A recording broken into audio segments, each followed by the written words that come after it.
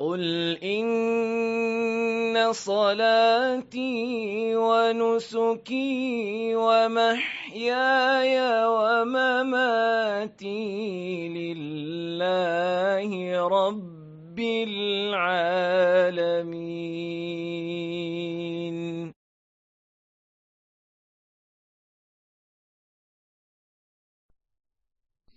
السلام علیکم ورحمۃ اللہ وبرکاتہ. وعلیکم السلام ورحمۃ اللہ وبرکاتہ. جی کیا حال ہیں سب کے؟ الحمدللہ. الحمدللہ کہ جس نے ہمیں عافیت کے ساتھ زندگی کا ایک دن عطا کیا. الحمدللہ جس نے ہمیں علم کی مجلس کے ساتھ جوڑا، اور اللہ سے دعا کرتے ہیں کہ وہ ہمیں اللہ اور اس کے رسول کے مطابق جتنے احکامات ہیں اس پہ عمل بھی نصیب کر دے. آپ سب کا ویکینڈ کیسا گزرا؟ الحمدللہ باجی اچھا گزرا. بہت اچھا ہو. کیسے اچھا گزرا؟ کوئی مثال دے گا؟ کیا اچھا، کیا کسی کی کوئی اپنی بات شیئر کرے کہ اس نے یہ کام کیا یا یہ بات یاد رہی یا یہ عمل اس نے تھوڑا ایسا کیا، کس طرح اچھا گزرا؟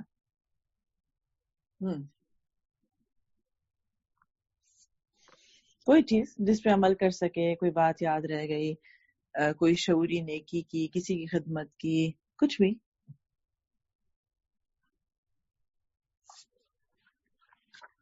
کسی بیمار کی عیادت کرنے کا موقع ملا، یا اپنے آپ کو سمجھنے کا موقع ملا، کچھ بہتر کرنے کا موقع ملا، کچھ بھی. السلام علیکم. وعلیکم السلام ورحمۃ اللہ. جی باجی مجھے جو ہے وہ میں کل تھوڑی بیزی تھی، کچھ کام تھا مجھے، لیکن میرے جو ہے وہ ماموں کے بیٹے کو جو ہے وہ اس کی طبیعت خراب تھی، تو جو ہی میں نے سنا تو میں جو ہے وہ تھوڑا سا وقت نکال کے تو ان کی عیادت کے لیے گئی تھی. الحمدللہ. تو کیا ذہن میں رہا کہ کیوں جانا ہے؟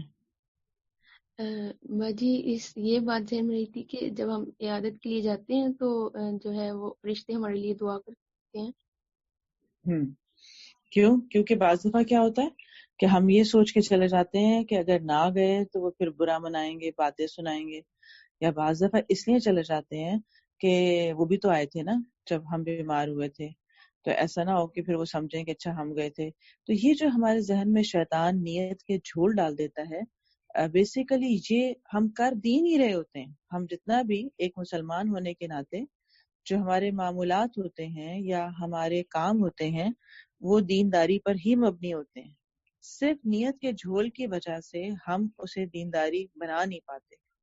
تو اس لیے ایک قرآن پڑھنے والے کا فائدہ یہ ہو جاتا ہے، یا علم حاصل کرنے کا فائدہ یہ ہو جاتا ہے کہ آپ کے پاس اپنی ہی زندگی میں جو اعمال ہیں ان کی دلیل ہوتی ہے کہ میں یہ کام کیوں کروں، اس کا مجھے کیا فائدہ ہوگا، اس کو اللہ سبحانہ تعالیٰ اس سے میرا اور اللہ کا تعلق کیا بہتر ہوگا، یا اسی طرح بندوں کا حق کیسے ادا ہوگا. تو اس کی فکر دینے والی بن جاتی ہے. پھر اس کو لینے کا فرق نہیں پڑتا کہ مجھے کوئی پوچھ رہا یا نہیں پوچھ رہا. کیوں؟ کیونکہ اسے یہ پتا ہوتا ہے کہ میرا اجر اللہ کے ذمے ہے، تو میں لوگوں کا حق ادا کر رہا ہوں، مجھے کسی سے کوئی ایسا مفاد نہیں لینا اور نہ ہی کسی سے داد و تحسین لینی ہے یا بدلے کی نیت نہیں ہے میری. تو یہ چیز پھر انسان کو آہستہ آہستہ مومنانہ کردار میں جب ڈھال دیتی ہے تو پھر وہ دوسروں کے لیے مثال بن جاتا ہے. یعنی پھر آپ زبان سے کچھ بھی نہ کہیں لیکن لوگ آپ سے دین سیکھنے لگتے ہیں، یہ فائدہ ہوتا ہے. جی اور کوئی شیئر کرنا چاہے؟ السلام علیکم. وعلیکم السلام. باجی میں یوزلی جو ہے نا اپنی امی کی کام وغیرہ نہیں کرتی، مطلب ویسے ان کی بات مانتی ہوں لیکن اس طرح سے کبھی خیال نہیں رکھا. لیکن کل پھر میں نے ان کی، وہ بیمار تھی تو ان کی کنگھی کی اور اس طرح سے تھوڑا سا ریلیکس انہیں فیل کروایا کہ کافی دیر وہ کرتی رہی تاکہ وہ ریلیکس فیل کریں. اور یہ تھی کہ وہ آئے تھی وابل والدین احسانہ، یہ مائنڈ میں تھی بات. بالکل. تو وہ صرف بیماری کے ساتھ نہیں ہے، وہ تو آپ کی خوشحالی کے ساتھ بھی ہے. تو یہ بات یاد رکھیں کہ ہمارے پاس جو تھوڑا بہت بھی لوگوں کے ساتھ معاملہ کرنے کا ٹائم ہے وہ بہت شارٹ ہے. جو آج کی نیکی ہے وہ صرف آج ہی آئے گی، اس کے بعد ہم 100 سال بھی جی لیں تو یہ لمحہ، یہ دن پھر کبھی لوٹ کے نہیں آئے گا. اس لیے یہ نہ سوچیں کہ اچھا ٹھیک ہے ابھی تو ہم عیش کر لیں، امیوں کے گھر میں ابھی امیاں کام کر لیتی ہیں تو ٹھیک ہے نا. نہیں، وہ پھر ٹائم جب گزر گیا آپ کا تو پھر آپ کے حصے کی جو یہاں کی نیکی ہے وہ نہیں ہو پائے گی. اس لیے اپنے والدین کے ساتھ ہر لمحے میں احسان کرنا سیکھیں، ہر لمحے میں لوگوں کے ساتھ ہر لمحے میں خیر کرنا سیکھیں. کسی کو مسکراہٹ سے، کسی کو کام کے ذریعے سے، کسی کی خدمت کے ذریعے سے، کسی کو اچھے بول کے ذریعے سے. بعض دفعہ ماں باپ کو آپ صرف اچھا سا بول دیں، اگر آپ نے بہت اچھا کھانا بنایا ہے آج، یا آپ تھک گئی ہوں گی، لائے میں یہ کر دوں، تو یہ جو تھوڑا سا احساس کے الفاظ ہی ہیں یہ کسی کی زندگی بدل دیتے ہیں بعض دفعہ. تو اس لیے یہ چھوٹی چھوٹی نیکیاں بھی جمع کرتے رہا کریں. جی اور کوئی؟ جی باجی میں بتا رہی تھی ہمارے جی ریلیٹیوز میں نا ایک آنٹی تھی تو ان کی طبیعت خراب تھی، تو میں نے اپنی امی سے مطلب ان کے ساتھ تھوڑا ہمارے مسئلے تھے نا، تو امی سے میں نے بولا کہ جائے ان کی طبیعت ٹھیک ہے. تو میری امی کہتی ہیں کہ نہیں میں نے نہیں جانا، وہ ہمیں پوچھے بھی مطلب جیسے یوزلی ہوتا ہے نا. تو امی نے بولا میں نہیں جانا. میں نے کہا کہ میں نے بہت زیادہ امی سے بحث کی تو وہ امی اور گلے شکوے کریں گی کہ یہ ایسے ہوا ایسے ہوا ایسے. میں چپ ہو گئی نا. تھوڑے ٹائم کے بعد میں نے امی سے بولا اچھا امی ٹھیک ہے میں ان کی طبیعت پوچھ کے آتی ہوں نا. تو مجھے امی کہتی ہیں کہ تم جو جاؤگے وہ آتی نہیں. میں نے کہا وہ نہیں آتی تو نا مجھے مطلب اللہ تعالیٰ نہیں دے گا نا، تو میں اس کی جا رہی ہوں، میں اس لیے نہیں جا رہی کہ وہ آتی ہیں یا نہیں آتی نا. تو میں جانے لگی تو میں باہر نکلی، مجھے پیچھے سے امی نے آواز دی رکو تم جا رہی ہو تو نیکی کے لیے میں بھی جاؤں گی، مجھے بھی تو نیکی ملے گی. تو مجھے اس چیز کی بہت خوشی ہوئی کہ میں نے مطلب سے امی سے کوئی بحث وغیرہ بھی نہیں کی. صرف میں نے جان کے ایسا مطلب امی کو میں بتا کے گئی کہ شاید ان کو دل میں دیا ہے کہ میں بھی جاؤں نا. تو پھر میری امی بھی آ گئی تو مجھے یہ بہت اچھا لگا. یہ بات ہوتی ہے نا، ماشاء اللہ بارک اللہ. یہ بات ہوتی ہے کہ اصل بات یہ ہوتی ہے کہ کوئی تو اصلاح کرے گا نا معاشرے کی، کوئی تو اصلاح کرے گا اپنی ذات کی. تو اپنی ذات سے شروع کریں، معاشرہ خود بخود سیدھا ہو جاتا ہے. تو ہم صرف انتظار کرتے رہتے ہیں کہ باقی ساری دنیا ہمارے ساتھ پہلے خیر کرے پھر ہم خیر کی طرف بڑھیں گے. نہیں، پہلے میں خیر کر دوں، میرا کام یہ ہے. اور جب نیت خالص ہوگی تو آپ دیکھیں گے کہ اس کے اندر برکت بھی آ جاتی ہے. اللہ سبحانہ وتعالیٰ آپ سب کی نیکیوں میں جو شیئر کر سکے جو نہیں کر سکے وہ بھی یقیناً مجھے پتا ہے کہ پیچھے بہت سارے ایسے لوگ ہیں جو بھی خاموش ہیں لیکن ان کے پاس بھی بہت سارا شیئر کرنے کو ہے. تو اللہ سبحانہ وتعالیٰ ہمیں واقعی ہر لمحے میں خیر ہی خیر کر دے اور اس کی برکت ہماری زندگیوں میں ہماری موت کے بعد بھی عطا فرمائے. نحمده ونصلي على رسوله الكريم اما بعد فاعوذ بالله من الشيطان الرجيم بسم الله الرحمن الرحيم رب اشرح لي صدري ويسر لي امري واحلل عقدة من لساني يفقهوا قولي ربي زدني علما. آج ہمارا ٹاپک ہے علامات حسن خاتمہ. ہم بات کر رہے تھے کہ انسان کو اپنی جسمانی اور روحانی زندگی کا خیال تو رکھنا چاہیے، لیکن پھر بھی موت کا ایک وقت مقرر ہے جس کے اوپر وہ آ کر رہے گی. اصل چیز یہ ہے کہ اس دن کے آنے کی تیاری کی جائے. اس دن کے آنے میں ایک اہم چیز یہ بھی ہے کہ ہر شخص کو یہ خوف ہوتا ہے کہ اس زندگی سے جب وہ جانے کا وقت آئے گا تو وہ کون سا لمحہ ہوگا، وہ کون سے الفاظ ہوں گے، وہ کیا بہانہ بنے گا. تو اس لیے انسان محتاج ہے اس بات کا کہ وہ اللہ سبحانہ و تعالیٰ سے دعا کرے کہ اللہ اسے حسن خاتمہ عطا کر دے، کیونکہ ہم اپنے اوپر قادر نہیں ہیں. یہ نہیں ہے کہ جو بہت اچھی زندگی گزار رہے ہیں، جو نعمتوں میں جی رہے ہیں، تو اسی طرح آسانی کے ساتھ ان کی موت بھی آ جائے گی. اور یہ بھی نہیں ہے کہ اگر کوئی شخص بہت اچھی مومنانہ زندگی گزار رہا ہے تو مرتے وقت بھی وہ مومن ہی ہوگا. تو یہ سارے خوف انسان کو اللہ کے آگے عاجز بناتے اور اس کی طرف رجوع کرواتے ہیں. کیونکہ ہم دیکھتے ہیں کہ قرآن مجید میں ارشاد ہوتا ہے کہ قل ان الموت الذی تفرون منہ فانہ ملاقیکم ثم تردون الی عالم الغیب والشہادہ فینبئکم بما کنتم تعملون. کہہ دیجئے کہ جس موت سے تم بھاگتے پھرتے ہو وہ تو تمہیں پہنچ کر رہے گی اور پھر تم سب کھلے چھپے کے جاننے والے کی طرف لوٹائے جاؤ گے اور وہ تمہیں تمہارے کیے ہوئے تمام کام بتا دے گا کہ تم کیا کیا عمل کر کے آئے تھے. کتنا مشکل ہوتا ہے نا اگر کوئی ہمیں ہماری ہی لسٹ سنائے کہ تم نے یہ بھی کیا، تم نے ایسے بولا، تم نے یہ کہا. کتنا مشکل کام ہوتا ہے وہ سب برداشت کرنا، اور خاص طور پہ جب انسان اس وقت تک عاجزی اختیار کر چکا ہو اور پھر کوئی بتائے کہ آپ پہلے دور میں ایسے ایسے رہ چکے تھے. ابھی آپ دیکھیں کہ اگر ہم قرآن پڑھتے ہیں تو اس سے پہلے کی زندگی پہ کتنا افسوس ہوتا ہے، کتنا دکھ ہوتا ہے کہ ہم نے ایسے کیوں کیا، ہم نے ایسے کیوں بولا. تو یہ وہ چیز ہے کہ ایسے عمل کریں کہ جب قیامت کے دن یہ بتایا جائے کہ تم نے یہ عمل کیا تھا تو وہ ہمارے لیے باعث سکون ہو، نہ کہ باعث ملامت ہو۔ پھر آخر وہ دن آ پہنچتا ہے جس کو آنا ہوتا ہے، وجاءت سکرۃ الموت بالحق ذلک ما کنت منہ تحید، آ پہنچی موت کی سختی حق کے ساتھ، اور یہی ہے جس سے تو بھاگتا پھرتا تھا۔ سارے ہم جب دوائیں کرتے رہتے ہیں، سارے علاج کرتے ہیں، جھاڑ پھونک کرتے ہیں، اچھی صحت کا خیال رکھتے ہیں، کیوں؟ تاکہ ہم ایک اچھی زندگی گزار سکیں، ایک لمبی زندگی گزار سکیں، لیکن جتنی بھی گزار لیں، جتنی اچھی گزار لیں، آخرکار یہ وقت آ جاتا ہے۔ تو اسی لیے بے شک موت برحق ہے، لیکن خوش نصیب وہ ہے جسے ایمان پر موت آ جائے، اور موت کی سختیوں پر صبر کرنا ایمان والوں کی نشانی ہے۔ موت کی سختی پر صبر کرنا ایمان کی نشانی ہے، تاکہ وہ آخری کامیابی بھی اسے نصیب ہو جائے، جو ایک مسلمان کے لیے زندگی بھر کے مشن کی ضامن بن جائے۔ چھوٹی چھوٹی مشکلات پر زندگی کے دیکھیں، کیا میں صبر کر سکتی ہوں؟ کیا میں اللہ کی رضا میں راضی ہو سکتی ہوں؟ تو آپ کو اندازہ ہوگا کہ انشاءاللہ تعالیٰ جب وہ وقت آئے گا کہ جب جانے کا وقت ہوگا تو اس وقت بھی اللہ کے بارے میں حسن ظن نہ جائے، اور یہ اس وقت ہوگا جب ہماری عام زندگی میں ہمارے ساتھ جو بھی معاملہ پیش آ جائے تو ہمارا اللہ کے اوپر یقین، اس سے امید، اس پہ توکل، اور اس سے بھلائی اور خیر کا جو ایک توقع انسان کو ہوتی ہے وہ نہ جائے۔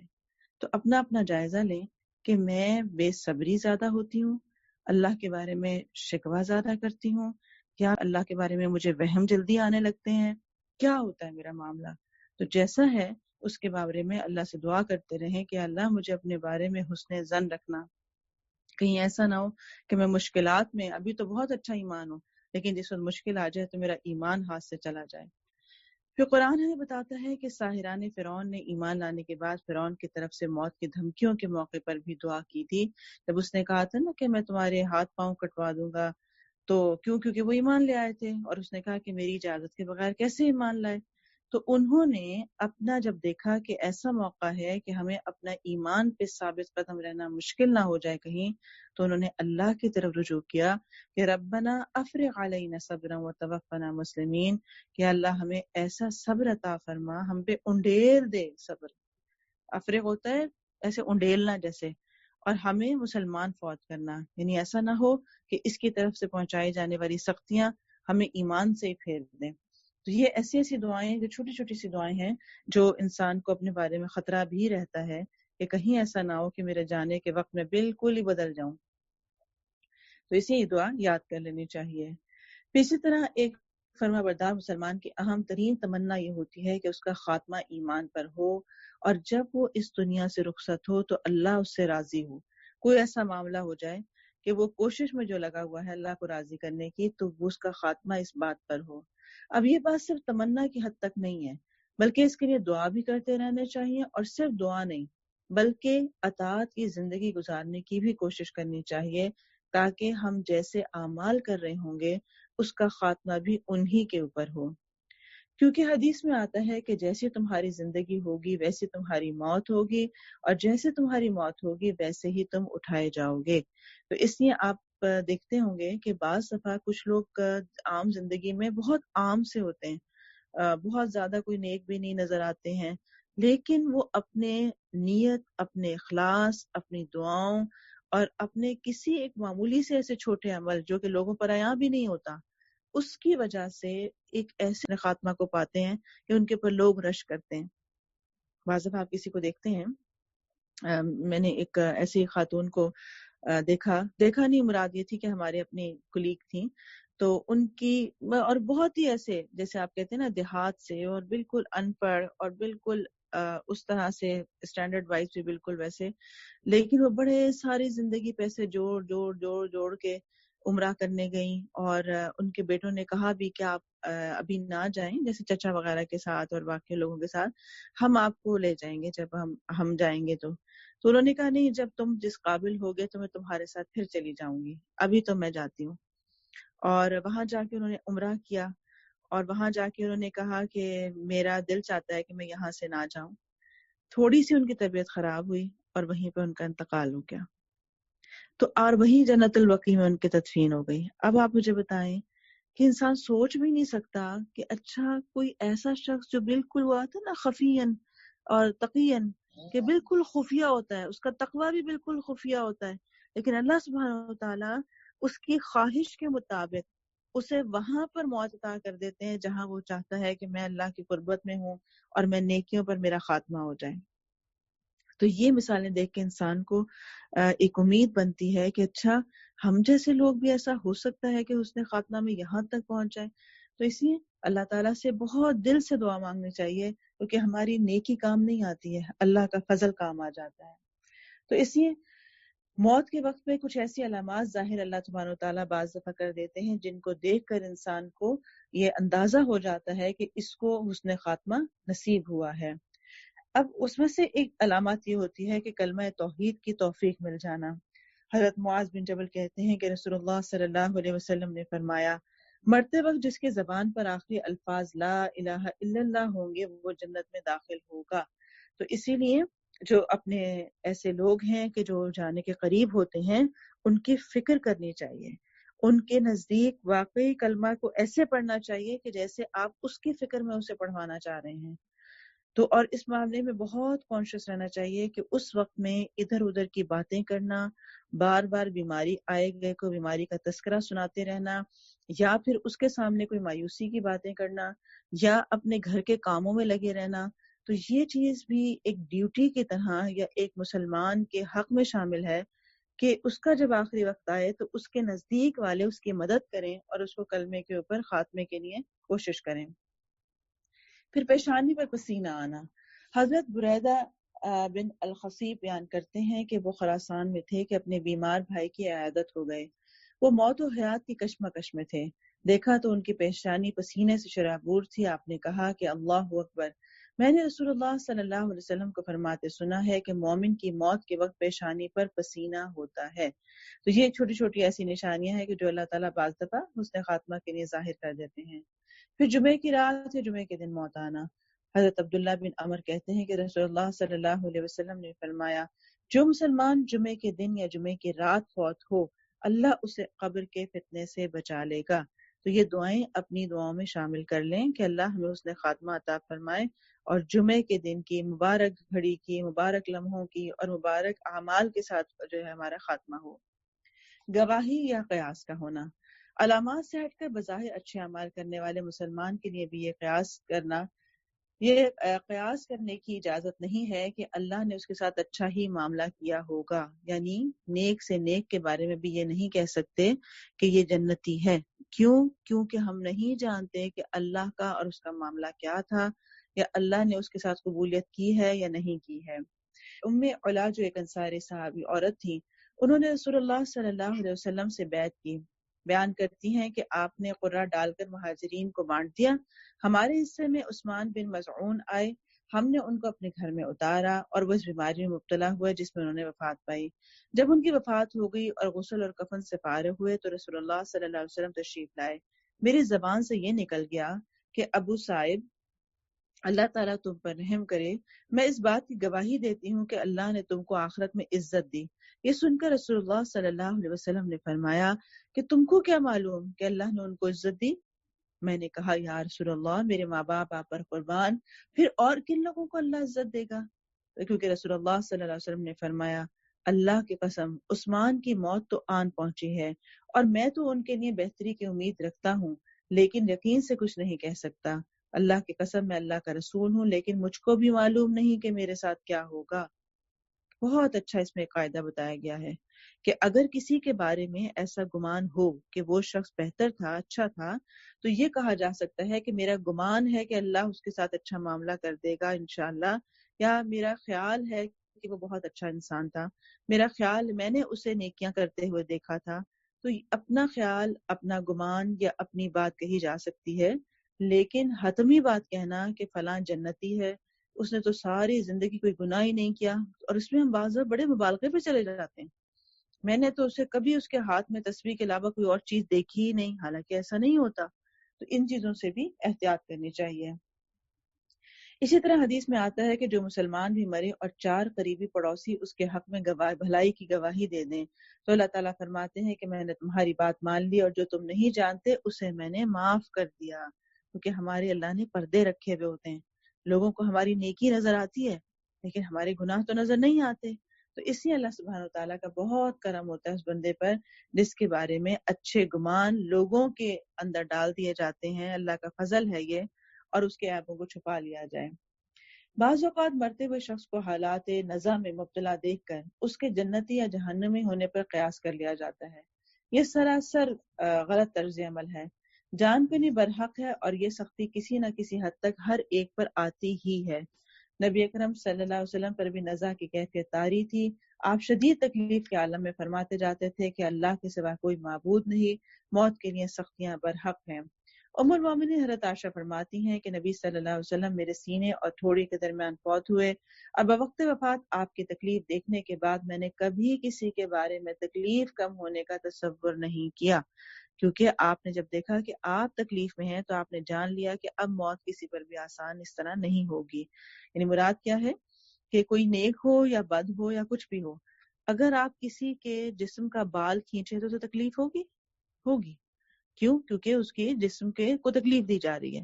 تو موت بذات خود ایک تکلیف دہ چیز ہے، وہ چاہے متقی کے اوپر آ جائے. کیوں؟ اس لیے کہ جسم کے روئے سے آپ کی جان جب نکل رہی ہوتی ہے تو یہ ایسی ہے کہ ایک بال انسان سے برداشت نہیں ہوتا ہے کہ کوئی کھینچ رہا ہو اور آپ اس کی تکلیف محسوس کرتے ہیں. کہاں یہ کہ روئے سے چیز نکلے، کھینچ لی جائے اور تکلیف نہ ہوتی ہو. تو اس لیے کسی کے بارے میں کسی کی بیماری لمبی ہو جائے، کسی کو معذوری آ جائے یا کوئی ایسی چیز آ جائے تو کبھی بھی یہ گمان نہیں کرنا چاہیے کہ پتہ نہیں یہ کتنا گناہگار ہے جس کی وجہ سے یہ ہو رہا ہے. کیونکہ آپ کو کیا پتا کہ اللہ سبحانہ وتعالیٰ اس کے درجات کی بلندی کر کے اس کو اپنے پاس بلانا چاہتے ہوں.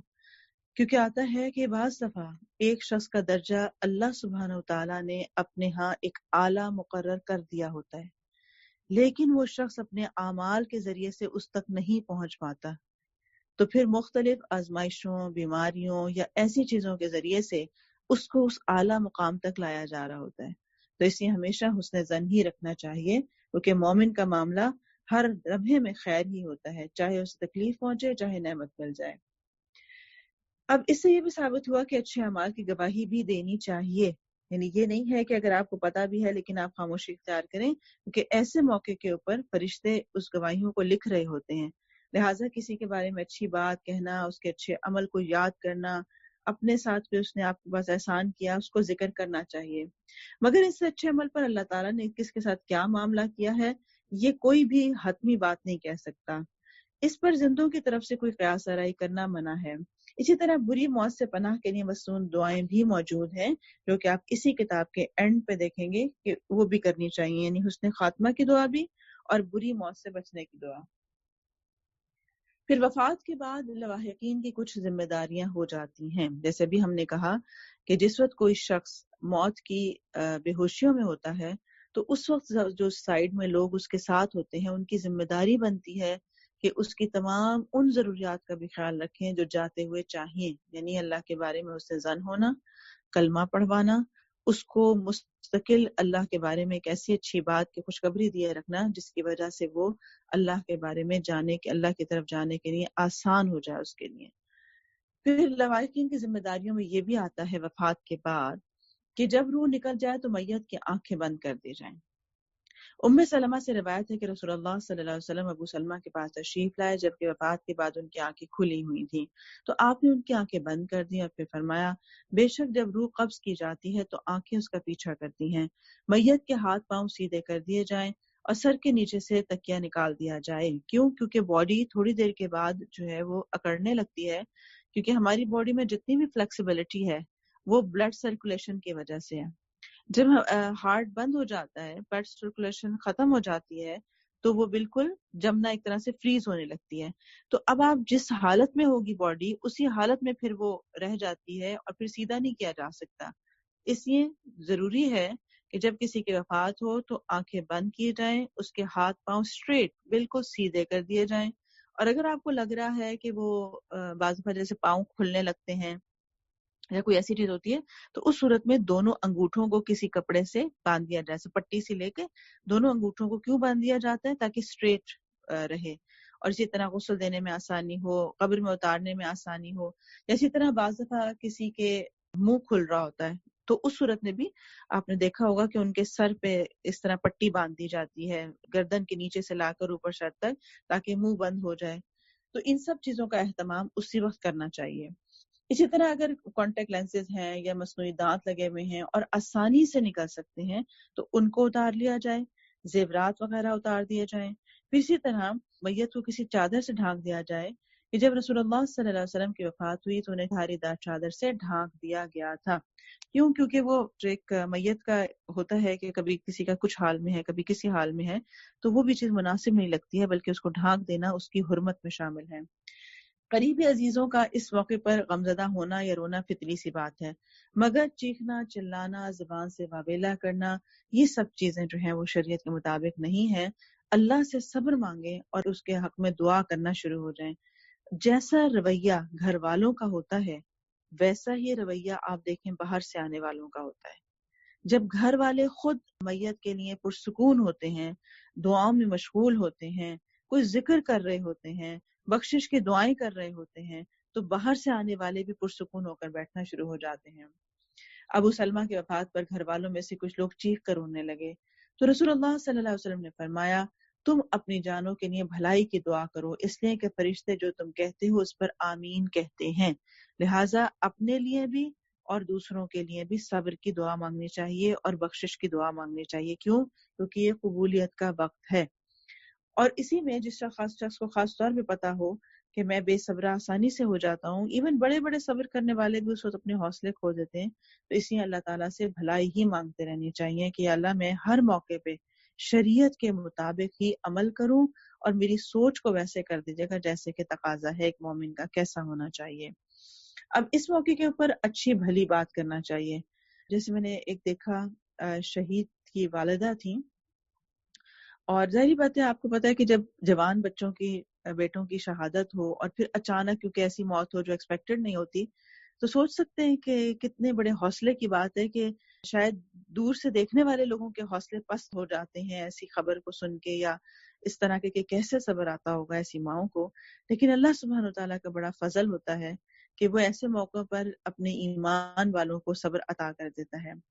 تو میں نے ان کو دیکھا کہ وہ بار بار ایک بات کہے جا رہی تھی، اللہ مجھے صبر اور ایمان دے، یا اللہ مجھے صبر اور ایمان دے. یہ بے اختیار ان کے منہ سے بات نکل رہی تھی.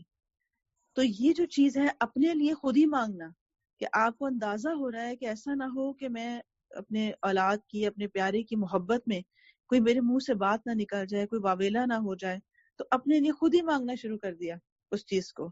تو پھر کیا تھا کہ جب دیکھا لوگوں نے کہ وہ خود صبر میں ہیں اور وہ خود یہ چیز اتنی اچھی دعا کر رہی ہیں، تو باقی لوگ بھی کو بھی کتنی بڑا سبق تھا اس میں. پھر اسی طرح سے کہ آپ نے فرمایا کہ اے اللہ ابو سلمہ کو بخش دے. اب کیا بھلائی کے الفاظ ہونے چاہیے اس وقت پہ اپنے لیے بھی، جس میں نے ابھی کہا صبر مانگنا، اور جیسے کہ آپ نے بخشش کی دعا کی کہ اللہ ابو سلمہ کو بخش دے، اس کے درجے ہدایت یافتہ لوگوں میں بلند فرما، اس کے بعد اس کے پسماندگان یعنی پیچھے رہ جانے والوں کی حفاظت فرما. یا رب العالمین ہمیں بھی بخش دے اور اسے بھی بخش دے، اور اس کے قبر کو کشادہ کر دے اور اسے نور سے روشن کر دے. یہ ہے کرنے کا کام کہ جب کسی کے گھر پہ وفات ہو جائے تو میت کے لیے دعائیں کی جائیں اور ان کے پیچھے جو رہنے والے ہیں ان کے لیے دعائیں کی جائیں. اس وقت میں کوئی اور کام کرنا، پہلا کلمہ، تیسرا کلمہ، چوتھا کلمہ، گٹھلیاں بکھیر لینا یا کچھ بھی ایسا کرنا ہمیں سنت سے نہیں ملتا ہے. کیونکہ اصل تو آپ اس جانے والے کے لیے آئے ہیں کہ اسے تحفہ دیں. اب اس کا آخری تحفہ کیا ہے آپ کے پاس دینے کے لیے؟ وہ تو یہی ہے کہ آپ اسے بخشش کی دعا کر دیں، آپ اس کی سفارش کر دیں. اس وقت اس کا حساب ہونے والا ہے، آپ اس کے حساب کی آسانی کی دعا کریں. کیونکہ اگر آپ کو تیسرا کلمہ چوتھا کلمہ پڑھنا تھا وہ تو آپ اپنے گھر میں ہی پڑھ لیتے اگر ثواب، کیونکہ اس کا ثواب تو صرف آپ کو ملنا ہے. تو اس لیے یہ دیکھنے کی بہت ضرورت ہے اہم کہ کس وقت کی کس نیکی کی اصل ضرورت ہے اور کس کے لیے آپ آئے ہیں اور اس کو لیے کیا دیا جا سکتا ہے. تو اس وقت میں اکثر لوگوں کا سوال ہوتا ہے کہ پھر کیا کریں، جو لوگ آئے بیٹھے ہیں وہ کیا کریں. تو کیا کریں؟ بخشش کی دعائیں کریں. یہی اس کی سب سے بڑی اس وقت خواہش اور وش ہے، کیونکہ وہ حساب سے گزرنے والا ہے. قبر کے حساب میں اگر وہ کامیاب ہو گیا آپ کی دعاؤں سے تو یہ آپ کے لیے بہت بڑی نیکی قرار پائے گی۔ پھر اس کی خوبیوں کا ذکر کرنا، جانے والے کی، مرنے والے کی خوبیوں اور نیکیوں کا ذکر کرنا چاہیے اور اس کی برائیوں کا ذکر نہیں کرنا چاہیے۔ چاہے آپ کے دل میں رنجش ہو بھی تو اسے معاف کر دیں، سب سے پہلے اسے معاف کر دیں، اور پھر یہ دعا کریں کہ اللہ میں آج کسی کو معاف کر رہی ہوں تو میرے گناہوں کو معاف کر دینا۔ پھر جس مسلمان میت پر 2 یا 2 سے زیادہ مسلمان گواہی دے دیں، اس کی تعریف کر دیں کہ یہ واقعی اچھا آدمی تھا، یعنی ایسے ہی منہ دکھانے کی نہیں، آپ کو واقعی اس کی کوئی ایسی صفت یاد آ گئی یا آپ کو کوئی ایسی بات یاد آ گئی جس کی آپ نے سچی گواہی دی، تو اسی نے فرمایا کہ یہ اچھا آدمی تھا، اللہ نے اس کے رسول سے محبت کرتا تھا، تو اللہ سبحانہ وتعالیٰ اس میت پر رحم فرماتے ہیں۔ ہمارے الفاظ اتنے اہم ہو سکتے ہیں کسی کے لیے کہ اللہ کا رحم اسے مل جائے، تو کتنی بڑی بات ہے کہ دنیا میں بھی لوگوں کے بارے میں اچھی اچھی بات کرتے رہنا چاہیے، اور اگر کسی کے اندر کوئی برائی ہے، کوئی عیب ہے تو اسے معاف کر دیں، اسے جانے دیں، اس کے لیے دعا کریں کہ اللہ تعالیٰ ہمارے اور اس کے تعلقات کو اچھا کر دے، تو دنیا میں ہوں یا آخرت کے لیے ہوں اپنے بھائی کی مدد کرنی چاہیے۔ پھر میت کو بوسہ دینا، میت کو بوسہ دینا جائز ہے۔ حضرت عائشہ سے روایت ہے کہ رسول اللہ صلی اللہ علیہ وسلم نے عثمان بن مظعون کی میت کو روتے ہوئے بوسہ دیا اور اشک مبارک حضرت عثمان کے چہرے پر آپ کے گر رہے تھے۔ اسی طرح حضرت ابوبکر صدیق نے بھی آپ کے وفات کے بعد آپ کے چہرے کو بوسہ دیا تھا۔ پھر یہ موت کی خبر دینا، موت کی خبر یا اطلاع مرحوم کے رشتہ داروں، دوستوں اور نیک لوگوں کو کرنا مسنون مستحب ہے تاکہ وہ اس کے جنازے میں شریک ہو سکیں۔ تاہم اس اطلاع کو اعلان کی شکل میں دینا، اہم مقامات پر اس کی تشہیر کرنا، یہ نعی میں شمار ہوتا ہے۔ نعی کیا ہے؟ اس کے زمانہ جاہلیت میں کسی کی وفات پر کچھ ایسے لوگ مقرر کر لیے جاتے تھے جو آبادیوں میں جا کر نوحہ اور بین کرتے تھے اور ساتھ ساتھ وفات کی اطلاع بھی دیتے جاتے تھے۔ آپ نے اکثر گاؤں میں بھی دیکھا ہوگا کہ اس کے لیے باقاعدہ وہ خواتین مقرر ہیں، پیڈ خواتین ہوتی ہیں جو ایسے گھروں میں جا کے باقاعدہ رونے کا کام کرتی ہیں جس سے وہ باقی لوگوں کو بھی رلا سکیں۔ تو اس لیے کیوں کرتی ہیں وہ یہ کام؟ کیونکہ وہ ایسے لیے کرتی ہیں تاکہ کوئی یہ نہ سمجھے کہ اچھا ان کو غم ہی نہیں ہوا تھا، جبکہ آپ دیکھیں کہ اسلام اس کے بالکل برعکس تعلیم دیتا ہے کہ آپ صبر کا مظاہرہ کریں، اللہ کی رضا پہ راضی رہیں، کوئی زبان سے ایسی بات نہ کہیں۔ کیوں؟ کیونکہ انسان کی جو پہلی چوٹ کا صبر ہے اسی پہ اجر ہے، پھر پہلی چوٹ پر جو انسان کا ریئیکشن ہے وہی اصل میں اس کی جڑ میں بیٹھ جاتا ہے۔ یعنی اگر آپ کو کسی چیز کا بہت غم ہو جائے نا تو وہ آپ کے اندر اتنا بیٹھ جاتا ہے کہ وہ 10 سال بھی گزر جائیں تو نہیں نکلتا، اور اگر آپ اس وقت صبر کر جائیں تو وہ صبر بھی انسان کے اندر ایسے اتر جاتا ہے پہلی دفعہ میں، جو آپ اسی نے کہا گیا کہ جب کوئی ایسی خبر ہو جو تکلیف دہ ہو تو کہیں انا للہ و انا الیہ راجعون، کیونکہ یہ انسان کو اندر جو صبر آئے گا اس سے وہ اس کے اندر لانگ لاسٹنگ ہوگا۔ پھر وہ 10 سال تک بھی اگر اسے غم یاد بھی رہے تو اس کے اندر سے وہ صبر کی کیفیت نہیں جائے گی، وہ اس کی لذت محسوس کرے گا کہ مجھے اللہ تعالیٰ نے جو صبر دیا تھا الحمدللہ کہ میں نے کوئی ایسی بات نہیں کی جو ایمان کے منافی ہو۔ اسی طرح سے کسی جاہلانہ رسم کے بغیر کسی کی وفات کی خبر دی جائے تو اطلاع دینے والا ساتھ درخواست کرے کہ مرنے والے کے حق میں دعا کریں، جیسا کہ رسول اللہ صلی اللہ علیہ وسلم نے نجاشی کی وفات کی اطلاع کے بعد فرمایا کہ اپنے بھائی کے حق میں استغفار کرو۔ تو اس لیے جیسے یعنی آپ کسی کو جب اطلاع دے رہے ہیں کہ فلاں کیا انتقال ہو گیا ہے تو ساتھ ہی کہہ دیں کہ اللہ بس آپ ان کی بخشش کی دعا کیجیے گا۔ جب دوسرا شخص دیکھتا ہے کہ آپ اتنی عقل سمجھ کے ساتھ اور حوصلے کے ساتھ بات کر رہے ہیں تو دوسرا شخص بھی اسی طرح سے اس بات کو لیتا ہے۔ پھر اسی طرح موت کی خبر سننے والا کیا کہے؟ اطلاع سننے کے لیے ضروری ہے کہ یہ الفاظ کہے جائیں کہ انا للہ و انا الیہ راجعون۔ ایک حدیث میں آتا ہے کہ مرنے کی اطلاع پر یہی الفاظ بتائے گئے ہیں۔ حضرت ام سلمہ کہتی ہیں کہ رسول اللہ صلی اللہ علیہ وسلم نے فرمایا جب کوئی مسلمان مصیبت کے وقت یہ دعا مانگے، کون سی؟ انا للہ و انا الیہ راجعون، جس کا اللہ نے حکم دیا ہے، تو اللہ اس مسلمان کو پہلے سے بہتر بدل عطا کر دیتا ہے۔ کتنی خوبصورت بات ہے، ہائی لائٹ کر لیں۔ اور یہ صرف وفات کی بات نہیں ہے، صحابہ کرام کا چراغ بھی اگر گل ہو جاتا تھا، بجھ جاتا تھا، تو بھی وہ انا للہ پڑھتے تھے۔ کوئی چوٹ لگ جائے، کوئی چیز گم جائے، کوئی اور صدمہ پہنچے، کسی کی بات بری لگ جائے، تو اس پر یہ کلمہ کہنے کا اجر ہے کہ اللہ سبحانہ وتعالیٰ اس کو اس کا بہتر بدل عطا کر دیتے ہیں۔ اسی طرح اللہم اجرنی فی مصیبتی واخلف لی خیرا منہا، یہ دعا بھی بہترین ہے کہ اللہ تعالیٰ مجھے میری مصیبت پر اجر عطا فرما اور مجھے اس کا بہتر بدل عطا فرما. تو اللہ سبحانہ وتعالیٰ اس دعا کو بھی قبولیت اگر فرماتے ہیں تو انسان کو وہ اس کے ذریعے سے مل جاتا ہے جس کا وہ گمان بھی نہیں رکھتا. پھر میت کے قرض کی ادائیگی. وفات کے بعد میت کے پاس حاضر عزیز و اقارب کا ذمہ ہے کہ مرنے والا اگر مقروض ہو تو اس کے مال سے فوراً قرضہ ادا کیا جائے، خواہ سارا مال اس میں ختم ہی کیوں نہ ہو جائے. اور اگر اس نے مال نہ چھوڑا ہو تو حکومت اس کا قرض ادا کر کے، بشرطے کہ اس نے قرض ادا کرنے کی حتی الامکان کوشش کی ہو.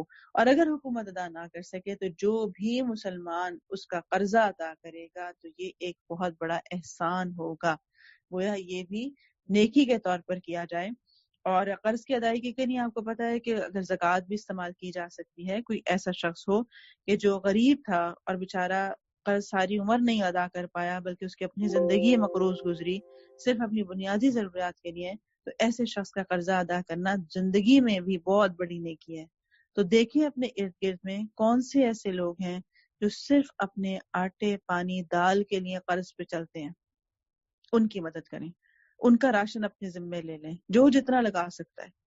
دیکھیں کتنے ایسے لوگ ہیں جو دوا کے لیے قرض پہ چلتے ہیں، تو ان میں سے ان کی مدد کرتے ہوئے ان کی دوا کا ذمہ اپنے لے لیں. بعض دفعہ کوئی بزرگ ہوتا ہے، چھوٹی سی دوا ہوتی ہے لیکن وہ بھی افورڈ نہیں کر پا رہے ہوتے، تو کیوں نہ ہم زندگی میں لوگوں کے لیے ایسے کام کریں، محسن بنیں کہ جب ہم وفات ہم پائیں تو ہمارے ساتھ بھی لوگ احسان کرنے والے ہی جڑے ہوئے ہوں. اب قرض کیا ہوتا ہے؟ کسی ضرورت مند کو اس کے مطالبے پر خاص مقررہ مدت کے لیے مال، سامان یا جانور کچھ بھی دینا قرض کہلاتا ہے. جس قرض کو قرض خواہ اس احسان کے ساتھ دے کہ واپسی کے وقت اس پر کچھ فائدہ نہیں لے گا، اس کو قرض حسنہ کہتے ہیں. یعنی اگر کسی کو کوئی چیز ایسے قرضہ دے دیا جائے تو اس پہ کبھی بھی اضافی مال نہیں لینا چاہیے، یہ سود کہلاتا ہے. پھر اسی طرح آسان قرض کی مقدار اور واپسی کی مدت اتنی مناسب ہونی چاہیے کہ تنگی میں کوئی نہ پڑ سکے بلکہ سہولت سے ادا کیا جائے. اگر کوئی ایسا شخص ہے جس نے اپنی ضرورت کے تحت لیا اور وہ ادا نہ کر سکے تو اسے معاف کر دینا چاہیے. یہ بہت بڑی نیکی ہے، بہت بڑی نیکی ہے. ایک شخص کو اللہ سبحانہ وتعالیٰ نے صرف اسی وجہ سے معاف کر دیا تھا کہ وہ لوگوں کے قرضے معاف کیا کرتا تھا، اور جو لوگ ادا نہیں کر پاتے تھے ان کو لمبی، یعنی جیسے اگر کوئی ہے قرضہ اور وہ مہلت مانگتا تو یہ مہلت دے دیا کرتا تھا، لمبی بار بار دے دیتا تھا، اور جو نہیں دے سکتا تھا اس کو معاف کر دیتا تھا. اسی طرح مسلمان کو زندگی میں جب بھی ضرورت قرض لینا پڑے تو اس کا حساب ہمیشہ لکھ کر اپنے پاس رکھنا چاہیے، چاہے اپنی ماں سے کیوں نہ لیں، چاہے بہن سے کیوں نہ لیں، کیونکہ یہ اللہ کا حکم ہے کہ کوئی بھی لین دین ہو تو اسے لکھ لینا چاہیے. کیونکہ بعض دفعہ تنازع پھر اسی بات پہ ہو جاتا ہے کہ قرضہ اتنا نہیں اتنا تھا، یا ہم نے اتنا دیا تھا تو اتنا. اب یہ نہیں سمجھ میں آتا اس میں سے کون شخص ہے جو یاد ہے جس کو اور کون وہ ہے جو بھول گیا ہے، کہ بعض دفعہ بھول چوک بھی ہو جاتی ہے. اس لیے اگر کسی کا قرض ہو تو اپنے گھر والوں کو بتانا چاہیے، لکھا ہوا ہونا چاہیے کہ میرے ذمہ یہ ہے، اگر مجھے کچھ ہو جائے تو اس کی ادائیگی کرنی ہے. اس کے علاوہ میت کا قرض، اگر کوئی مسلمان مقروض حالت میں وفات پا جائے تو اس کے مال میں سے کفن دفن کا خرچہ پورا کرنے کے بعد قرض کی ادائیگی کر دی جائے، اور پھر قابل وصیت 1/3 حصہ ادا کر کے باقی مال جو بچے گا وہ وارثین کے لیے چھوڑا جائے گا. اور اسی میں اس کے لیے ادائیگی جلد کرنی چاہیے. میت کے قرض کی ادائیگی جلد از جلد کر دی جائے، کیونکہ رسول اللہ صلی اللہ علیہ وسلم فرماتے ہیں کہ مومن کی روح قرض کی ادائیگی تک قرض کے ساتھ معلق رہتی ہے، اور قرضہ جو ہے وہ شہید کا بھی معاف نہیں ہے. تو پہلی کوشش تو یہ کرنی چاہیے کہ لوگوں سے قرض نہ لیا جائے، ادھار چیزیں نہ لی جائیں، اور اگر لے لی جائیں تو ان کو ادا کرنے میں جلدی کرنی چاہیے. بعض لوگ اس معاملے میں بہت ہی کیجول ہوتے ہیں، وہ قرض لے لیتے ہیں، اس کے بعد ان کے حالات بھی بدل جاتے ہیں، اور اپنے گھر بھی بنا رہے ہوتے ہیں، اپنے خرچے بھی پورے کر رہے ہوتے ہیں، لوگ دیکھ رہے ہوتے ہیں جن کا لیا ہوتا ہے قرض. بعض دفعہ وہ اپنا کوئی بھائی ہی ہوتا ہے لیکن وہ بار بار اپنے قرض کا مطالبہ بھی کر رہا ہوتا ہے، لیکن یہ ٹال مٹول کرتے جاتے ہیں. کیوں؟ کیونکہ وہ کہتے ہیں اپنا ہی بھائی ہے نا، کیا ہو گیا، اور وہ تو ہم نے ایسے حالات میں لیا تھا نا جب مشکل پڑی ہوئی تھی، تو دیکھیں نا اس وقت تو فرض تھا ان کا کہ ادا کیا جائے. تو یہ سب بہانے یا یہ سب جو انداز ہے یہ ہماری آخرت کے لیے بہت خطرناک ہے، کیونکہ اگر قرضہ معاف نہ ہوا تو اپنی نیکیوں کے بدل میں وہ چیز دینی پڑے گی، اپنی نیکیاں دینی پڑیں گی اس شخص کو، جو کہ نہایت ہی خسارے کا سودا ہوگا. پھر کسی کو رعایت جس چیز کی نہیں ہے کہ شہادت جیسا رتبہ حاصل کرنے والے کا بھی کے ذمے بھی جو قرض ہوتا ہے وہ معاف نہیں ہوتا ہے۔ پھر اللہ کے رسول صلی اللہ علیہ وسلم کسی مقروض میت پر قرض کی ادائیگی تک نماز جنازہ نہیں پڑھاتے تھے، اور اس کی دلیل میں یہ حدیث پاک ملتی ہے کہ نبی صلی اللہ علیہ وسلم کے پاس نماز پڑھانے کے لیے ایک جنازہ لایا گیا۔ آپ نے پوچھا کہ اس پر کوئی قرض ہے؟ انہوں نے جواب دیا جی ہاں۔ آپ نے فرمایا کیا قرض ادا کرنے کے لیے اس نے کوئی مال چھوڑا ہے؟ لوگوں نے عرض کیا جی نہیں۔ تب آپ نے فرمایا کہ تم لوگ خود ہی اس کی نماز جنازہ پڑھ لو۔ حضرت علی نے عرض کیا کہ یا رسول اللہ صلی اللہ علیہ وسلم اس کا قرضہ میں ادا کر دوں؟ تب آپ آگے بڑھے اور نماز جنازہ پڑھی۔ تو گویا کہ آپ نے لوگوں کو احساس دلانے کے لیے اس بات کا کہ یہ اتنا سنجیدہ معاملہ ہے کہ نبی صلی اللہ علیہ وسلم جو ہے وہ نہیں پڑھاتے تھے، اور صحابہ میں سے کسی سے کہتے تھے کہ آپ پڑھا دیں تاکہ لوگ اس بات کو سیریس لیں۔ مقروض کا قرض ادا کروانے میں اس کی مدد کرنے کے علاوہ قرض دینے والے سے مقروض کے حق میں معافی کی درخواست بھی کرنی چاہیے، کیونکہ حدیث میں آتا ہے جو شخص اپنے بھائی سے دنیا کا غم اور تکلیف دور کرتا ہے اللہ قیامت کے روز اس کے غم اور تکلیف کو دور کر دے گا۔ یہ بہت اہم حدیث ہے یہ والی، کہ جو شخص اپنے بھائی سے تکلیف کو دور کر دے تو اللہ اس کے غم دور کرے گا۔ دیکھیں آپ کی زندگی میں کون کون سے غم، کون کون سی تکلیفیں ہیں، اگر ہیں تو پھر کسی اور کے غم وہ دور کر دیں تو اللہ آپ کے دور کر دے گا۔ اگر کوئی شخص ایسا ہے جو بیمار ہے تو کسی بیمار کو دوا لے دے، کیونکہ جس جنس کی انسان کو پریشانی ہوتی ہے اسی جنس کا صدقہ کرنا زیادہ فائدہ دیتا ہے۔ ایسے تو کوئی بھی کیا جا سکتا ہے، مثلا اگر کسی کی ٹانگ نہیں ہے یا کوئی ٹانگ سے معذور ہے تو کسی اور کی ٹانگ لگوا دیں کہ اللہ تعالیٰ اس کو شفا دے دیں۔ اسی طرح کوئی بھی ایسا شخص ہے کہ جس کا کوئی ایسا مسئلہ ہے تو وہ اسی کے مثل کوئی دیکھے کہ وہ کیا دیا جا سکتا ہے۔ اسی طرح اگر کوئی قرض خواہ مقروض کی مالی کمزوری کی وجہ سے اس کا قرض معاف کر دے، اسے مہلت دے دے تو یہ بھی بہت بڑی نیکی ہے۔ پھر قرض لے کر اس کی بہتر ادائیگی سے واپسی کرنا پسندیدہ عمل ہے، کیونکہ اللہ سبحانہ وتعالیٰ کا ارشاد ہے کہ بے شک صدقہ دینے والے مرد اور صدقہ دینے والی عورتیں اور جو اللہ کو خلوص کے ساتھ قرضہ دے رہے ہیں ان کے لیے اس کا کئی گنا زیادہ ہے اور ان کے لیے اجر و ثواب بھی ہے۔ یعنی عمدہ ادائیگی کیا ہوتی ہے کہ کسی نے آپ کو دیا تو جس وقت پر اس نے کہا اس پر آپ نے ادا کر دیا، جتنا آپ نے لیا تھا اتنا ادا کر دیا اور بلکہ اس سے اوپر بھی کچھ دے دیا۔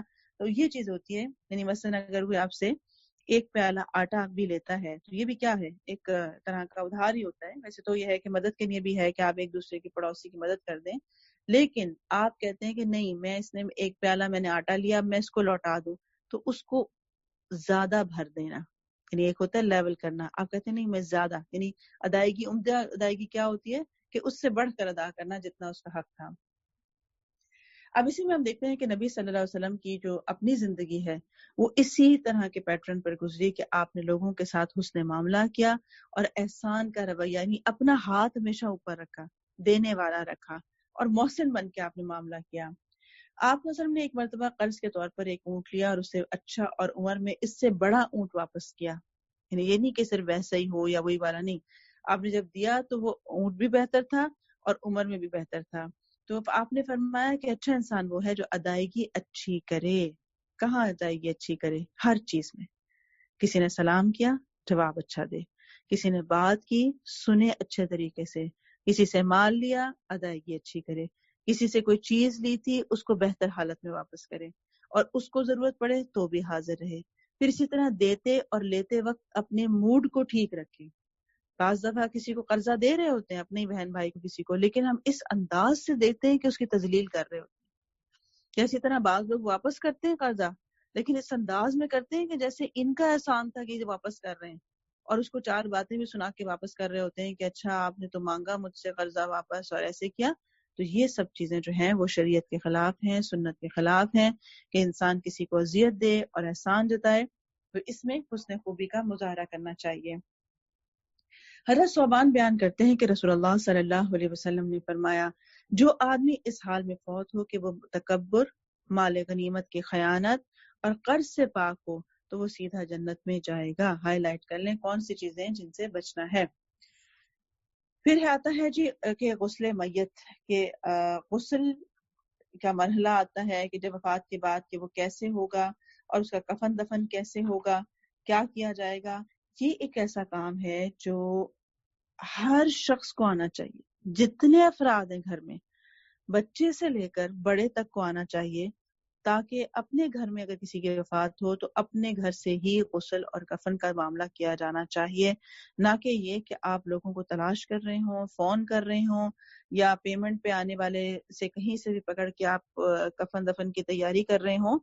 کیونکہ وہ جو بازار میں آپ دیکھیں گے کہ جو لوگ ملتے ہیں یا کفن ملتے ہیں وہ اتنے پروفیشنل قسم کے ہوتے ہیں کہ کبھی کپڑا پورا نہیں ہوتا، کبھی اس میں چیزیں پوری نہیں ہوتی، اور کبھی نہلانے والے کو سنت طریقہ نہیں پتا ہوتا.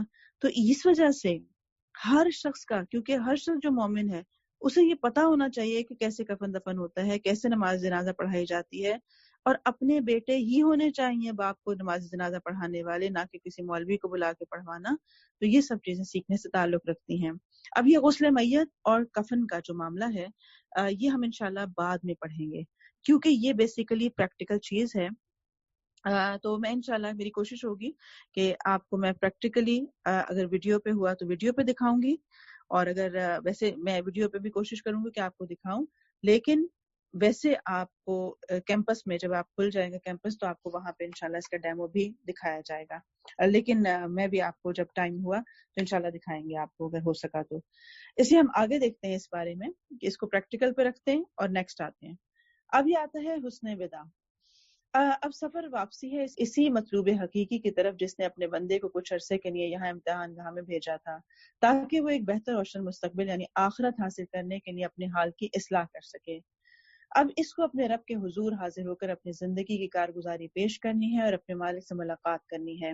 رسول اللہ صلی اللہ علیہ وسلم نے فرمایا، جو شخص اللہ تعالیٰ سے ملاقات کو محبوب رکھتا ہے، ہائی لائٹ کر لیں، اللہ تعالیٰ اس کی ملاقات کو بھی محبوب رکھتا ہے، اور جو شخص اللہ سے ملاقات کرنا پسند نہیں کرتا تو اللہ سے بھی اس سے ملاقات کو پسند نہیں کرتا ہے. اب یہاں پر یہ کیا بات ہوئی؟ یہ بات ہے کہ جب کوئی شخص اللہ سبحانہ و تعالیٰ کے احکامات کو خوشی کے ساتھ لیتا ہے، نماز کا وقت کی کال آ جائے تو وہ خوشی کے ساتھ جاتا ہے، تو اللہ سبحانہ و تعالیٰ بھی خوشی کے ساتھ اس کے اعمال کو قبولیت عطا کرتے ہیں. اور اسی طرح سے یہ پوچھا گیا کہ موت سے تو ہم سب ڈرتے ہیں، تو یہ کیا بات ہے کہ اللہ کی طرف جانے کو کون خوشی سے کرے گا؟ تو اس میں فرمایا گیا کہ اس سے مراد یہ ہے کہ انسان کو جب یہ پتا چل جاتا ہے کہ میرے جانے کا وقت ہے تو اسے اللہ کے بارے میں اچھا گمان ہو اور وہ اس سے ملنا چاہے کہ اللہ رحمان ہے، وہ رحیم ہے، وہ میرے گناہوں کے باوجود مجھے معاف کر دے گا، وہ میرے ساتھ اچھا معاملہ کرے گا. تو یہ ہے وہ چیز. اسی نے کہا گیا کہ مرنے والے کے سامنے اللہ کے بارے میں یا قرآن کے ذریعے سے اچھی اچھی خوشخبریاں سنائی جائیں، اچھی اچھی بات کی جائے جیسا کہ اللہ تعالیٰ نے بیان کیا ہے اپنے بارے میں، تو اسی طرح سے اس کو کیا تاکہ وہ حسن ظن کے ساتھ جائے. پھر جنازہ لے کر جانا. انتہائی ناخوشگوار، کٹھن اور غم سے بوجھل ترین گھڑی وہ ہوتی ہے جب جنازہ گھر سے اٹھایا جاتا ہے. آپ کے لیے وہ خصوصاً صبر، برداشت اور ایمان کی پختگی کے امتحان کا وقت ہے. اس میں کامیاب ہونے کی کوشش کریں اور بے قابو جذبات کی سمت کو بدل کر اپنے خاندان کے فرد کو دعاؤں کے تحفے دے کر رخصت کریں، تو دونوں کے لیے اجر کا باعث ہوگا. کیونکہ ایسے وقت کے اوپر جیسے میں نے ابھی بتایا کہ میت کے لیے آسانی کی دعا کرنا، قبر کی کشادگی کی دعا کرنا اور اس کے لیے آسان حساب کی دعا کرنا، جتنی آپ وشز کر سکتے ہیں، جتنی دعائیں کر سکتے ہیں اس کے لیے یہ وہ وقت ہے کہ آپ کی دعا قبول ہو سکتی ہے اس کے حق میں، کہ ہو سکتا ہے وہ حسن انجام کو پہنچے، ہو سکتا ہے وہ سوالوں کے جواب میں آسانی محسوس کرے، اس کی قبر کی تنگی دور ہو جائے اور اس کے لیے منزل آسان ہو جائے. تو اس لیے اپنے پیارے کو جو پیار کا اظہار ہے وہ دعاؤں کے ذریعے سے کریں. غم ہوتا ہے انسان کو، لیکن اس غم کو قابو پانے کی کوشش کی جائے. آنسو گر سکتے ہیں لیکن بس وہ آنسو، وہ محبتیں دعاؤں میں ڈھل جائیں تو آپ دیکھیں کہ کتنا بڑا جو سودا ہے کہ پتہ نہیں کون ہماری دعاؤں کی وجہ سے اس کی منزلیں آسان ہو جائیں، اور پھر ہمیں جتنا صبر ملے گا. میں نے خود یہ چیز دیکھی ہے کیونکہ غسل میت کے لیے جانا ہوتا ہے، اور جب میں نے وہاں دیکھا کہ جب جو لوگ اپنے پیاروں کے غسل میں، کفن میں خود شامل ہوتے ہیں، انہیں ایک ڈھارس آ جاتی ہے کہ اچھا ہم نے جانے والے کو اپنے ہاتھ سے کچھ دیا. میں نے اپنی ماں کو خود کفن میں شامل ہوئی ہوں، نہلانے میں شامل ہوئی ہوں. اس لیے میں آپ سے ایک گزارش ضرور کروں گی کہ یہ کام ضرور سیکھیں. اور یہ کام اتنا آسان ہے کہ یہ ایک عام بچہ بھی سیکھ سکتا ہے کہ غسل کیسے دیا جاتا ہے اور کفن کیسے دیا جاتا ہے. خاص طور پہ جو مسنون کفن ہے جو 3 چادروں والا ہے بہت ہی آسان ہے. تو اس میں ڈرنے کی بات نہیں ہے، اس میں کوئی پریشان ہونے کی بات نہیں ہے کہ پتہ نہیں کیا ہو جائے گا، میں تو مردے کو دیکھ ہی نہیں سکتی، میں تو اس کمرے میں نہیں جا سکتی. یہ ایسی بات ہے کہ جب وہی روح کے ساتھ ہمارے ساتھ تھا تو وہی وہ شخص ہے کہ جو اب اپنی اسی روح کے ساتھ اپنے سفر پر روانہ ہے. تو اصل بات کرنے کا کام کیا ہے کہ ہم ایک پریکٹیکل ہو کر، میچور ہو کر معاملہ کریں تاکہ دوسرے لوگ بھی ہم سے سیکھیں کہ اس موقع پر کرنا کیا چاہیے. پھر جنازہ لے جانے میں غیر ضروری تاخیر نہیں کرنی چاہیے.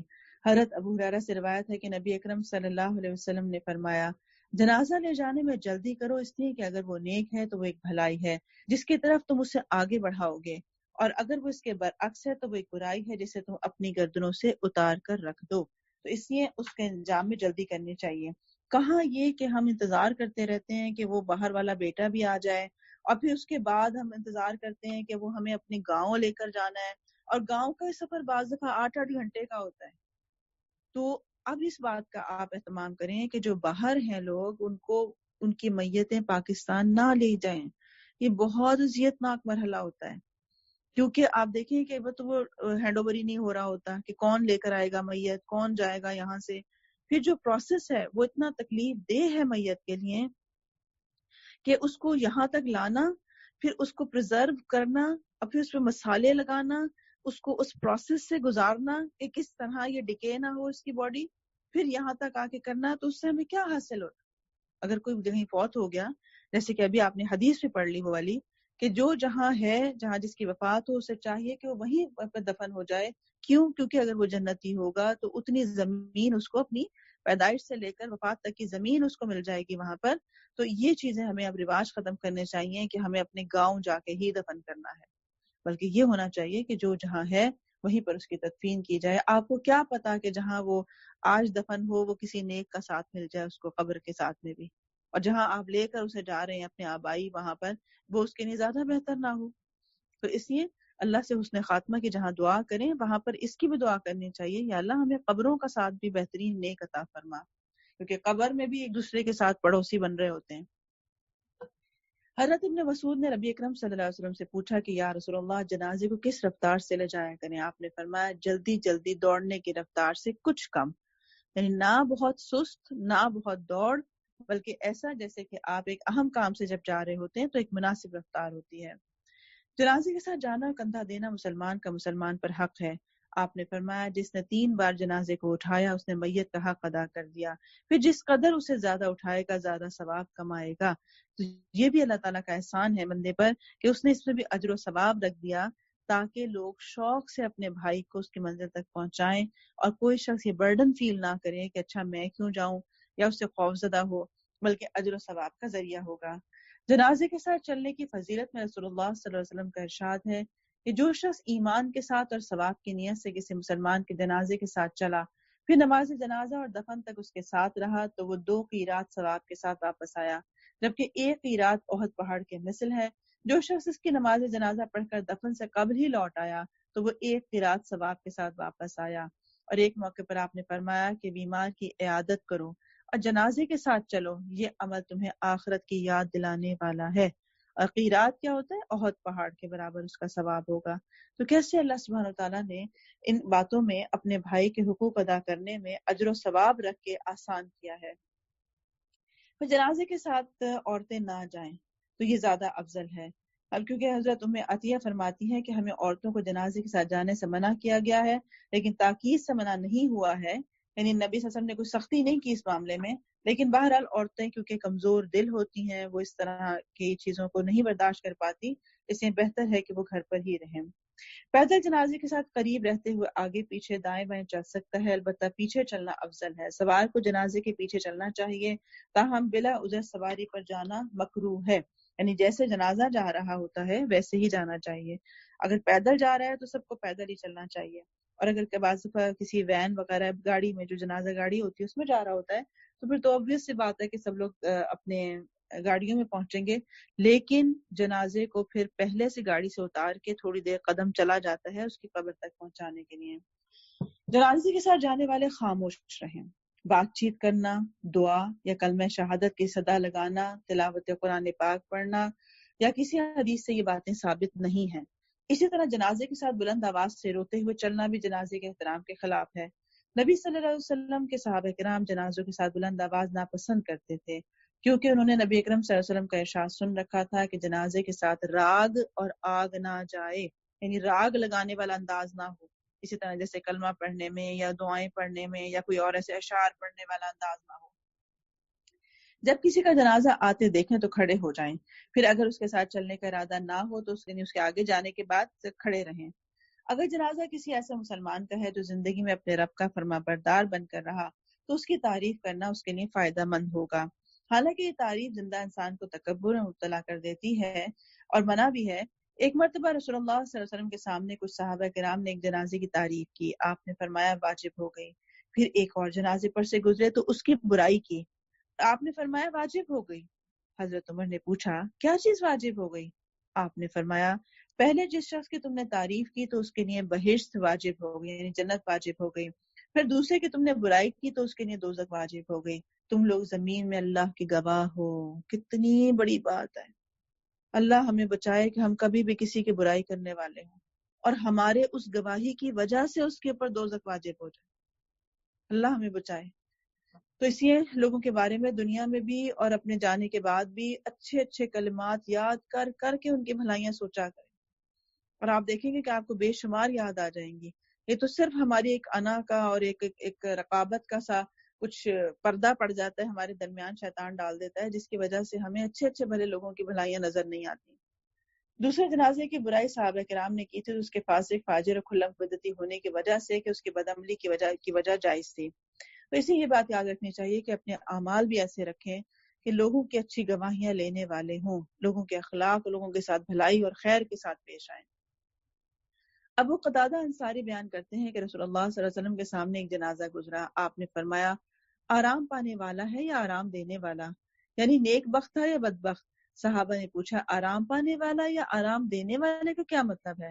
آپ نے فرمایا کہ ایماندار بندہ تو مر کر دنیا کی تکالیف اور مصیبتوں سے نجات پا کر اللہ کی رحمت میں آرام پاتا ہے، اور بے ایمان بدکار شخص مرنے سے دوسرے بندے، اس کے مرنے سے دوسرے بندے، شہر، درخت، چوپائے، جانور سب آرام پا جاتے ہیں۔ تو اب ہم دیکھیں کہ ہم آرام دینے والے ہیں یا ہم سے لوگ آرام پاتے ہیں جب ہم کہیں سے چلے جاتے ہیں۔ اور یہ چھوٹی چھوٹی بات میں جائزہ لیا کریں۔ آپ کسی کے ساتھ بیٹھے ہوئے تھے، بات کر رہے تھے، وہ چاہتا ہے آپ کے ساتھ اور بیٹھے یا وہ کہتا ہے یہ چلا جائے کسی طرح؟ آپ کمرے میں تھے، 2 لوگ تھے، آپ کو ایک شخص جو ہے وہ آپ کے ساتھ رہتا ہے، وہ کیا چاہتا ہے؟ آپ اس کے ساتھ ہمیشہ رہیں یا وہ چاہتا ہے کہ کسی طرح یہ چلا جائے اور کمرے میں میرے ساتھ سکون ہو جائے؟ تو کوئی بھی جو ہماری قربت کسی کے ساتھ ہے تو دیکھیں کہ ہم آرام دینے والے ہیں یا لوگ ہم سے آرام چاہتے ہیں کہ ہمارے جانے پر انہیں سکون ملتا ہے۔ ایک مرتبہ رسول اللہ صلی اللہ علیہ وسلم نے صحابہ کرام سے دریافت فرمایا آج تم میں سے کون روزے سے ہے؟ آج تم میں سے جنازے کے ساتھ کون گیا؟ آج تم میں سے کون مریض کی تیمارداری کے لیے گیا؟ ہر بار حضرت بکر صدیق نے جواب میں کہا میں۔ اس کے بعد آپ نے فرمایا جس آدمی میں یہ خوبیاں جمع ہو جائیں وہ جنت میں داخل ہوگا۔ یعنی نیکیاں جو ہیں وہ صرف قرآن پڑھنا یا کورس کرتے رہنا نہیں ہے، بلکہ نیکیاں کس چیز کا نام ہے کہ جو جنت میں لے جانے والی ہیں، کہ انہی باتوں پر عمل کیا جائے۔ اور انسان کے زندگی میں کئی نیکیاں ایک وقت میں آ رہی ہوتی ہیں، ان سب کو اویل کرنے کی کوشش کریں۔ یہ نہ سوچا کریں اب میں پڑھوں یا گھر کا کام کروں، ایک ہی ہو سکتا ہے، یا تو مجھ سے گھر کا کام کروا لیں یا میں پھر پڑھائی کر لوں۔ نہیں، دعا کریں اللہ سے کہ اللہ مجھے وہ وسعت دے کہ میں ہر نیکی میں بہترین حصہ ڈال سکوں، میں پڑھائی بھی اچھی کر سکوں، میں خدمت بھی اچھی کر سکوں، میں کسی کا کام بھی اچھا آ سکوں، میں بیمار کو پوچھ سکوں۔ میرے اندر وہ وسعت ڈال دے کہ میرا ہر سانس، ہر لمحہ خیر بن جائے۔ اللہ سبحانہ وتعالی ہمیں خیر و برکت والی زندگی عطا فرمائے۔ وآخر دعوانا الحمد للہ رب العالمین۔ سبحانک اللہم وبحمدک اشہد ان لا الہ الا انت استغفرک واتوب الیک۔ بارک اللہ فیکم۔ السلام علیکم ورحمۃ اللہ وبرکاتہ۔ قل إن